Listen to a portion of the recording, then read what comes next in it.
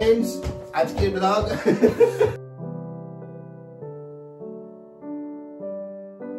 High everyone आमी ऋतुप्रिया और आमार चैनेले नतून एकटी ब्लगे आपनादेर जानाई अनेक अनेक वेलकाम। आज रविवार और सकाल एखन बाजे प्राय 9:30 एबं सकाल सकाल आमरा सबाई रेडी हये गेছি कारण आजके आमादेर डेस्टिनेशन कोकेम। आमार आगेर भिडियोते आमी किन्तु आपनादेर जानिয়েছিলাম যে শনিবার রাতটা আমরা শ্রেয়াদি এবং শতদ্রুদার বাড়িতেই থাকবো। তার কারণ হচ্ছে রবিবার একদম সকাল সকাল আমাদের বেরোনোর ছিল। আর এখানে আমি বুবলা শ্রেয়াদি শতদ্রুদা সবাই রেডি হয়ে গেছি। আর এখন আমি একটুখানি যাচ্ছি দেখতে অভিজিৎ রেডি হয়েছে কিনা। মোটামুটি আমরা সবাই কিন্তু রেডি। আর এখানে আমি অভিজিৎকে বলেছিলাম হাসতে, কারণ আপনারা অনেকেই আমাকে কমেন্টে জানিয়েছেন যে আমার বর কেন এত সিরিয়াস থাকে। তো ও অ্যাকচুয়ালি ক্যামেরার সামনে আসতে অতটাও কমফোর্টেবল ফিল করে না। আর আমিও ওকে খুব বেশি জোর করি না, কারণ আমি নিজেই একটা সময় ওর মতোই ছিলাম। বুলা সুকল আমার কোনটা কোনটা পাবো? আর এখানে দেখুন বুবলাও কিন্তু একদম রেডি হয়ে গেছে। ও আমাদের অনেক আগেই রেডি হয়েছে এবং সবাইকে একভাবে শুধু বলে যাচ্ছে শু পরার জন্য। আজ আমরা ঘুরে একেবারে নিজেদের বাড়ি ফিরবো, তাই শ্রেয়াদিকে এখনই বাই বাই বলে দিচ্ছি। তার কারণ হচ্ছে ওদের বাড়িতে আজকে তো আর ফেরা হবে না। এখানে বাচ্চাদেরকে নিয়ে নিজেদের গাড়িতে ট্রাভেল করতে গেলে তাদের জন্য কিন্তু আলাদা কার সিট হয়। তো বুবলা গাড়িতে ওঠার সাথে সাথে ওর নিজের কার সিটে বসে পড়েছে। আর আমি এখন একটু আপনাদেরকে শ্রেয়াদিদের বাড়ির চারপাশটা ঘুরিয়ে দেখাই, চলুন। শ্রেয়াদিরা থাকে এসএন হব্বানহপের খুবই কাছে। তো ওদের এই জায়গাটাতে কিন্তু অনেক বাঙালি থাকে, ইভেন এসএন এ দুর্গাপুজোও হয়। বুবলা খুব ভালো করেই বুঝতে পেরেছে যে আজকে আমরা ঘুরতে যাচ্ছি, তাই জন্য চারপাশে সবাইকে বাই বাই করছে। বেচারার আছে ঘুরতে যাওয়ার জন্য কিন্তু বেশ সকাল সকাল উঠতে হয়েছে। গাড়িতে যেতে যেতে হয়তো অর্ধেক রাস্তাতেই ঘুমিয়ে পড়বে। শ্রেয়াদি আর শতদ্রুদা এই জার্মানিতে কিন্তু বেশ অনেক বছরই হয়েছে আছে, প্রায় 9-10 বছর হতে চললো। সেই কারণে ওদের এক্সপিরিয়েন্স আমাদের থেকে অনেক বেশি এবং ওদের আপাতত এখন কয়েক বছর জার্মানিতেই থাকার প্ল্যানিং আছে এবং বুবলা কিন্তু এখানকার জার্মান হসপিটালেই হয়েছে। যাই হোক, সেসব কথা পরে কোনো একদিন হবে, যেদিন আবার আমরা শ্রেয়াদিদের বাড়িতে যাব অথবা ওরা আমাদের বাড়িতে আসবে। দূরে যেই বাড়িটা দেখালাম ভীষণই অদ্ভুত, দেখুন কোনো বাড়িঘর নেই, নির্জন পাহাড়ের মধ্যে একটি মাত্র বাড়ি। আসলে এই দেশের পপুলেশন কিন্তু আমাদের দেশের তুলনায় অনেকটাই কম, তাই প্রপার সিটিতে না গেলে খুব বেশি ঘর বাড়ি বা মানুষজন কিন্তু কোনো জায়গাতেই তেমন দেখা যায় না। আজকের ওয়েদারটাও কিন্তু খুবই সুন্দর, একদম আকাশটা শরৎকালের আকাশের মতো লাগছে। আজকের দিনটা একদম ঠিকঠাক কোনো জায়গায় ঘুরতে যাওয়ার জন্য। আসলে এখানকার মানুষরা কিন্তু এই সামার সিজনটাতে প্রচুর হাইকিং বা সাইক্লিং এসব করে। আজকে আমরা যেই জায়গাটাতে ঘুরতে যাচ্ছি সেই জায়গাটাও কিন্তু কাইন্ড অফ আ হাইকিং প্লেসের মধ্যেই পড়ে। এখানে গাড়ি ঘোড়ার রাস্তাও কিন্তু বেশ ভালো এবং সব গাড়িই কিন্তু খুব নিয়ম মেনে রাস্তাঘাটে চলাফেরা করে এবং বেশ কিছুটা দূরে দূরেই এখানকার রাস্তাঘাটে কিন্তু বসানো থাকে ক্যামেরা। গাড়ি চলাচলে এদিক ওদিক কিছু ধরা পড়লেই এখানকার জার্মান সরকারকে কিন্তু দিতে হবে বেশ একটা মোটা অঙ্কের ফাইন। সেই কারণে এখানকার গাড়ি চালকরা কিন্তু বেশ নিয়ম মেনেই গাড়ি চালায়। বেশ খানিকক্ষণ আকাশ, মাঠ এবং পাহাড়ের মাঝখান দিয়ে গাড়ি চালানোর পর এখন কিন্তু আমরা ঢুকে পড়েছি একটা ছোট্ট গ্রামে এবং এখানকার গ্রামীণ ঘরবাড়িগুলো এতটাই সুন্দর, ঠিক যেন ছবির মতো। অর্ধেকের বেশি রাস্তা কিন্তু আমরা চলে এসেছি, আর খানিকক্ষণ ড্রাইভ করলেই চলে আসবে আমাদের ডেস্টিনেশন কোকেম ক্যাসেল।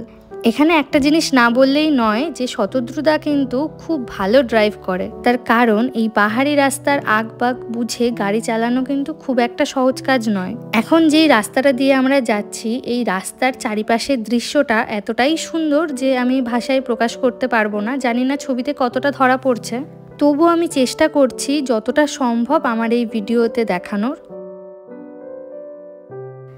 এসএন থেকে এই কোকেম ক্যাসেলের দূরত্ব কিন্তু প্রায় 200 কিলোমিটার। আর হঠাৎই আমাদের ফোনে নেট কাজ করছে না। আসলে আমরা পুরো রাস্তাটাই কিন্তু গুগল ম্যাপ অন করে আসছিলাম, তবে আমরা ডেস্টিনেশনের খুবই কাছে চলে এসেছি। আর এখানে ছোট্ট বুবলাও ঘুম থেকে উঠে গেছে। সামনে যেই এই নদীটা আমি এখন দেখাচ্ছি ভিডিওতে, এই নদীর নাম হচ্ছে মোজেল রিভার। আর ওই যে দূরে পাহাড় দেখা যাচ্ছে, ওই পাহাড়ের গায়ে কিন্তু সারিবদ্ধভাবে চাষ করা হয়েছে আঙুর। আর এই আঙুর দিয়েই কিন্তু বানানো হয় এখানকার খুব পপুলার ওয়াইন। এই জায়গাটা এতটাই সুন্দর যে এখানে বেশ খানিকক্ষণ বসলে কিন্তু মন একদম শান্ত হয়ে যাবে। আর এই চারিপাশের যা অপরূপ দৃশ্য তা দেখলে কিন্তু মন সম্পূর্ণরূপে ভরেও যাবে। এখানে গাড়ি চলাচলের রাস্তা, মানুষ হাঁটার রাস্তা এবং সাইক্লিং এর জন্য কিন্তু সম্পূর্ণ আলাদা আলাদা রাস্তা থাকে। ওই যে দূরে সাইকেলগুলো দেখছেন, ওরা কিন্তু ওদের নিজস্ব লেন দিয়েই যাচ্ছে এবং সাইকেল লেনের একদম পাশেই কিন্তু মানুষ চলাচলের লেন। আমরা একদম আমাদের গন্তব্যে পৌঁছে গেছি।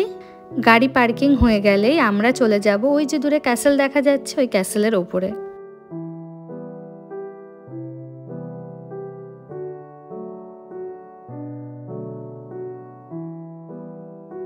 এই মোজেল নদীর জল কিন্তু খুবই স্বচ্ছ এবং পরিষ্কার। আশা করি আমার ভিডিওতে আমি একটু হলেও বোঝাতে পারছি। আর ওই যে দূরে দেখুন শ্রিয়াদি আর শতদ্রুদা গাড়ির ওখানে দাঁড়িয়ে, ওখান থেকে এখন বুবলাকে বার করা হবে এবং বসানো হবে বুবলার গাড়িতে। আমাদের দেশে যেমন আমরা বুবলার বয়সী বাচ্চাদের খুব সাধারণভাবেই কোলে করে নিয়েই সব জায়গায় যাতায়াত করি, কিন্তু এই দেশে কিন্তু এমনটা একদমই হয় না। ছোট বাচ্চাকে নিয়ে ট্রাভেল করতে গেলে তাকে কিন্তু তার প্রপার গাড়িতে বসিয়েই নিয়ে ট্রাভেল করতে হবে।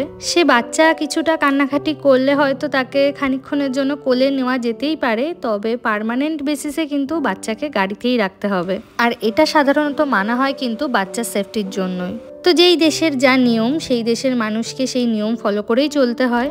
সামনে দেখুন শতদ্রুদা বুবলার গাড়ি ঠেলে নিয়ে যাচ্ছে এবং এখন আমরা যাব কোকেম ক্যাসেলের একদম উপরে। এই নদীতে কিন্তু যারা টুরিস্ট থাকে তারা বোটিং করার সুযোগও পায়। অবশ্যই এখানে টিকিট কেটে বোটিং করতে হয় এবং পার পার্সনের টিকিট কিন্তু 15 ইউরো থেকে স্টার্ট হয় এখানে। যদিও আমরা সেদিন বোটিংটা করি। ক্যাসেল যাওয়ার রাস্তার এরকম শুরুর দিকে বেশ অনেকগুলোই দোকান কিন্তু এরকম চোখে পড়লো, তবে এই দোকানগুলোতে যে সমস্ত জিনিস বিক্রি হচ্ছিল তার প্রাইস কিন্তু আমার প্রচণ্ড বেশি মনে হয়েছে। তবে আজকাল আমার একটা নেশা হয়েছে যে কোনো জায়গায় গেলেই সেই জায়গার কিন্তু আমি একটা করে ম্যাগনেট কালেক্ট করি, সেই জায়গাটিরই স্মৃতিস্বরূপ। তো এখান থেকেও একটা আমি ম্যাগনেট নিয়েছি, তবে এই ম্যাগনেটগুলো খুব বেশি দাম নেয়নি, 4 কি 5 ইউরোই নিয়েছিল, যেটা ইন্ডিয়ান মানিতে ওই 300-350 টাকার কাছাকাছি। দাঁড়ান আপনাদের এই ম্যাগনেটের দোকানটা একবার দেখাই।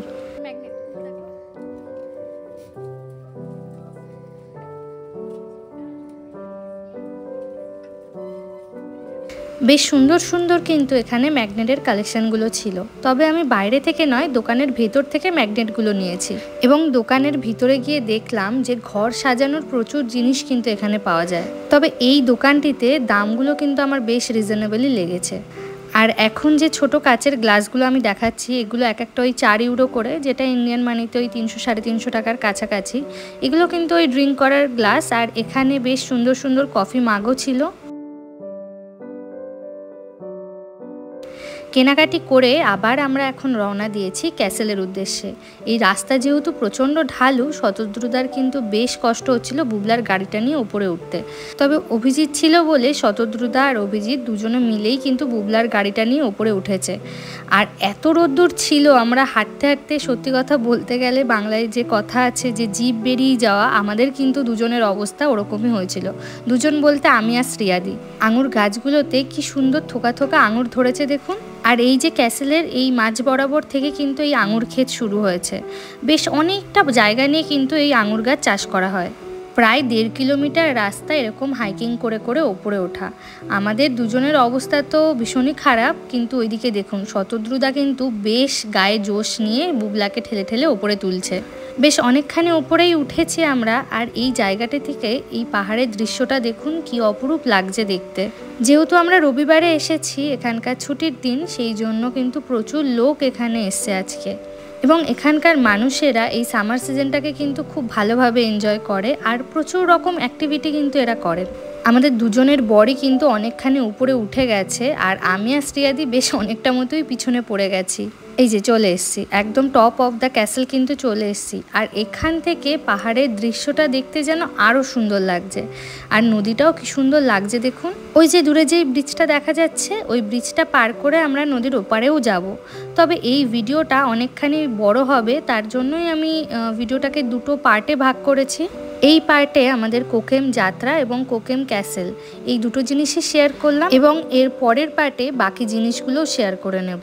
মেঘগুলো একবার দেখুন, মনে হচ্ছে যেন হাত বাড়ালেই ছোঁয়া যাবে। তবে এই ক্যাসেলের ভেতরে কিন্তু আমরা যাইনি। আসলে শুনেছি যে এই ক্যাসেলের ভেতরে সেরকম দেখার মতো কোনো কিছুই নেই এবং এবং এখানে ভেতরে ঢোকার জন্য পার পার্সন কিন্তু 9 ইউরো করে এরা চার্জ করে। ক্যাসেল কিন্তু আমাদের মোটামুটি ঘোরা হয়ে গেছে, এবার আমরা আবার নিচে ফিরে যাচ্ছি। আর এখানে শ্রিয়াদিকে একবার দেখুন, আসলে উপরে উঠতে যতটা না কষ্ট হয়েছে নিচে নামতে কিন্তু তার এক ভাগও নেই। তবে আজকের ভিডিওটা এখানেই শেষ করছি। কোকেম যাত্রার বাকি পর্বগুলো কিন্তু পরের ভিডিওতেই শেয়ার করব। সবাই খুব ভালো থাকবেন, দেখা হবে পরের ভিডিও। ততক্ষণের জন্য বাই বাই।